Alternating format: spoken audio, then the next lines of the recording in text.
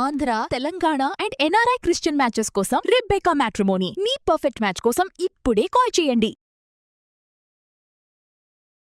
నమస్తే, welcome to B media. This is Swami కొల్. ప్రముఖ యూట్యూబర్ ప్రశ్న రావణన్ను నిన్న పిఠాపురం పోలీసులు అరెస్ట్ చేసిన సంగతి తెలిసిందే.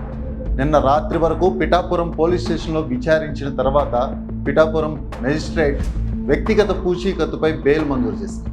అయితే బెయిల్ ఇచ్చిన కొన్ని గంటల్లోనే మరో కేసులో రావణన్ను అరెస్ట్ చేశారు కాకినాడ జిల్లా సర్పవరం పోలీసులు. గతంలో 2025లో ఒక స్కూల్లో జరిగిన గొల్లప్రోల్లో జరిగిన విద్యార్థుల మధ్య కుమ్ములాటని కులాల మధ్య చిచ్చుగా ప్రశ్నారావణ్ మార్చాడని, అలాగే ఆ టైంలో నాయకుల్ని కులాలకు సంబంధించిన మతాలకి సంబంధించిన విద్వేషపూరితంగా వ్యాఖ్యలు చేశారని చెప్పి గతంలో ఆ కేసుని ఇప్పుడు సర్పవరం పోలీస్ స్టేషన్లో విచారణ ఎదుర్కొంటున్నాడు రావణ్. అలా బెయిల్ ఇచ్చిన కొన్ని గంటల్లోనే మరో కేసులో రావణ్ అరెస్ట్ అవడం తీవ్రంగా వ్యతిరేకిస్తున్నారు కొంతమంది.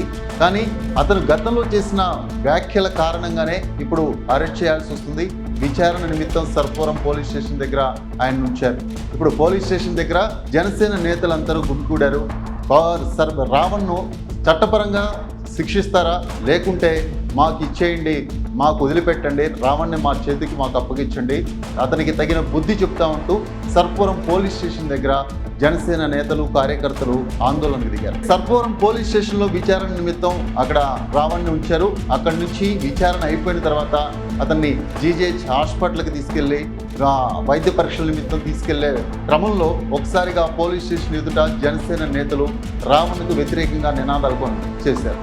రావణ్ను మాకు అప్పగించండి, మేము చూసుకుంటాం అతని సంగతి.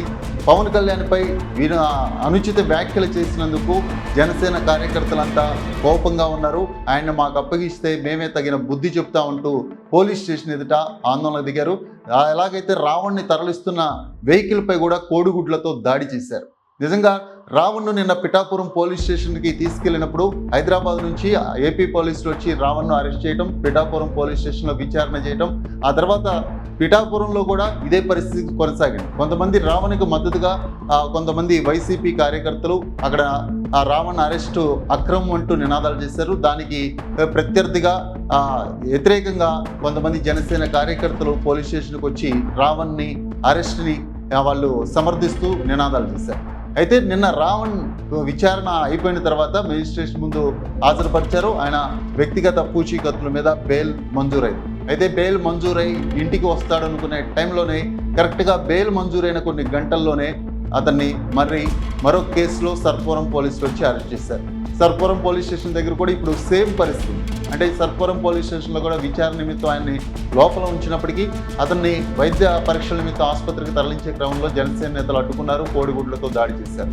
నిజంగా చట్టపరంగా రావణ్కు శిక్ష పడాలి. ఒకవేళ అలాంటి కనుక చట్టం కనుక శిక్ష పడేలా సరైన ఆధారాలు లేవని, లేదా ఏదైనా ఈ విచారణ ఇంతటితో ఆపేస్తే కనుక జనసేన కార్యకర్తలు ఊరుకునేదే లేదు, అతనికి తగిన బుద్ధి చెప్తాం, అతను ఎక్కడ కనిపిస్తే అక్కడ అతనిపై దాడి చేస్తూ ఉంటూ జనసేన నేతలు కోడిగుడ్లతో దాడి చేసి చూపించారు. నిజంగా రావణ్ జూన్ 28వ తేదీన దళిత క్రైస్తవ సంఘాల నిరసన కార్యక్రమంలో జడాల శ్రావణ్ కుమార్తో ఆయన మీటింగ్ హాజరయ్యారు. అంతకుముందు ప్రశ్న అనే యూట్యూబ్ ఛానల్ ద్వారా కూడా గతంలో ఆయన ఇలాగే నాయకుల్ని ప్రశ్నిస్తూ అంటూ కొన్ని వివాదాస్పద వ్యాఖ్యలు చేస్తూ ఉంటారు. అంటే నాయకుల్ని ప్రశ్నించే క్రమంలో తను యూట్యూబ్ ద్వారా కొంత బాగా ఫేమస్ అయ్యారు. యూట్యూబ్లో అతను సమకాలీన రాజకీయ అంశాలు లేదా పొలిటికల్గా ఏదన్నా డిబేట్స్ లాంటి లేదా పొలిటికల్ కాంట్రవర్సీస్ లేదా కామెంట్స్ చేస్తూ ఉండేవారు.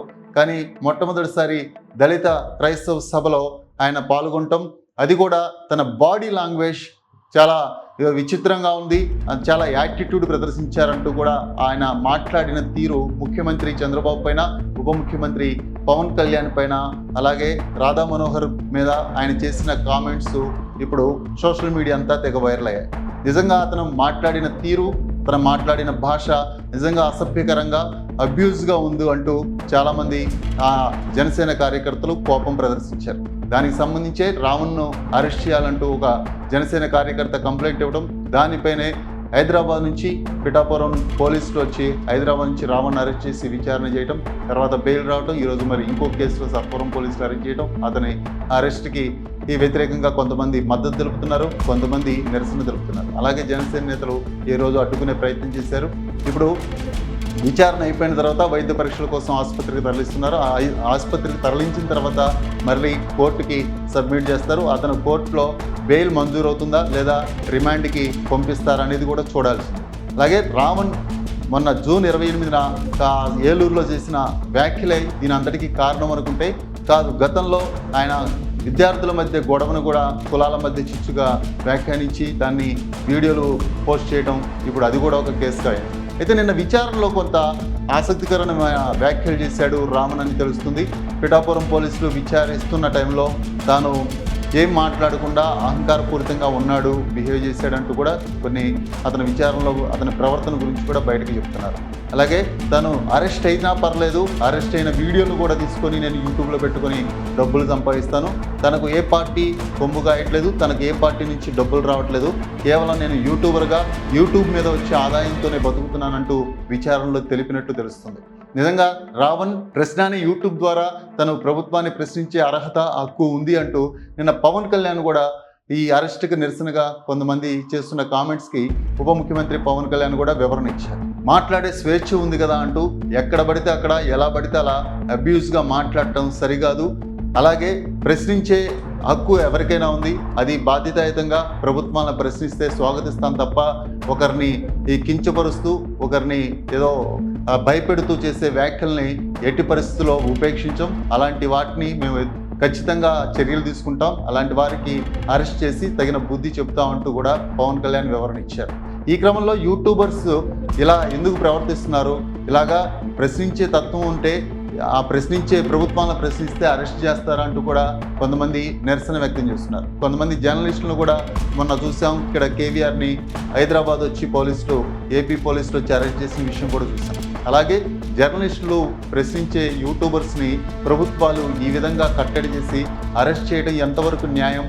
ఇది కేవలం ప్రజాస్వామ్యానికి విరుద్ధంగా చేస్తున్నారు. ప్రశ్నించడం మన హక్కు అంటూ ప్రశ్నించే వాళ్ళని ఈ విధంగా శిక్షించడం ఎంతవరకు కరెక్ట్ అంటూ ప్రతిపక్షాలు, అటుపక్క కొంతమంది మేధావులు కూడా నిరసన వ్యక్తం చేస్తున్నారు. చూడాలి ఇప్పుడు ప్రశ్న రావణ్ని సర్పవరం పోలీస్ స్టేషన్ నుంచి ఇప్పుడు కోర్టుకు హాజరుపరుస్తారా? కోర్టుకు హాజరుపరిస్తే ఆయనకు మళ్ళీ బెయిల్ మంజూరు అయితే ఇంకో కేసులో మళ్ళీ అరెస్ట్ చేసే ఛాన్స్ ఉందా, లేదా ఆయన్ని రిమాండ్కి తరలించే స్కోప్ ఉందో చూడాలి. ఇది ఇవాల్టి వీడియో. నెక్స్ట్ వీడియోలో మళ్ళీ కలుద్దాం.